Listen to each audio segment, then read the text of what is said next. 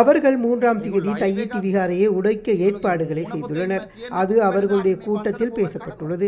முகப்புத்தகத்தில் நேரலையாக ஒளிபரப்பு செய்யப்பட்டுள்ளது. சரத் வீரசேகர கூறியிருக்கிறார், விகாரைக்கு கை வைத்தால் சூடு நடத்தப்படும் என்று.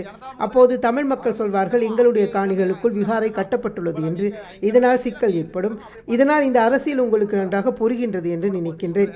දෙමළ ජනතාව මේකට එන්නේ නැහැ. ஒருபோதும் தமிழ் மக்கள் அதற்கு வரமாட்டார்கள். ஆனால் ஸ்ரீதரன் போன்றவர்கள் ஏழை மக்களை மதுபானத்தை வழங்கி பானை வழங்கி அழைத்து வருவார்கள். කැලකුයි මේවයි දීලා ওই තුප්පත් මිනිස්සු ටිකක් බස් එකකින් ගෙන්නලා ශ්‍රීදරන් කිල්ලොච්චි වලින් බස් එකකින් ගෙන්නලා දානවා. එච්චරයි වෙන්නේ. එතකොට ඒක බලලා වීඩියෝ බලලා මේ දකුණේ ඉන්න සිංහල ජනතාව ආවුසනවා. එතකොට දකුණේ ඉන්න අනිත් දෙමළ අහිංසක දෙමළ මිනිස්සුන්ට ගහන්න පටන් ගන්නවා. 1989 ආවේ කළු ජුලි එනවා. එච්චරයි වෙන්නේ. ඒ දෙමළ පොලිටිෂියන්ස්ලා මම පැහැදිලිම නමත් එක්ක කිව්වනේ ශ්‍රීදරන්.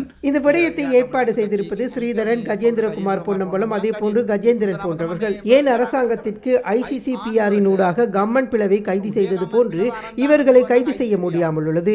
இவர்கள் பாராளுமன்ற உறுப்பினர்கள் என்பதற்காகவா, இல்லை அரசாங்கம் இவர்களுக்கு பயந்துள்ளதா? අරන් දාන්න බෑ මේගොල්ලෝ MP කියන්නකෝ. අයි නවත්තන්න මොකර ක්‍රමයක් හදන්න බැරි.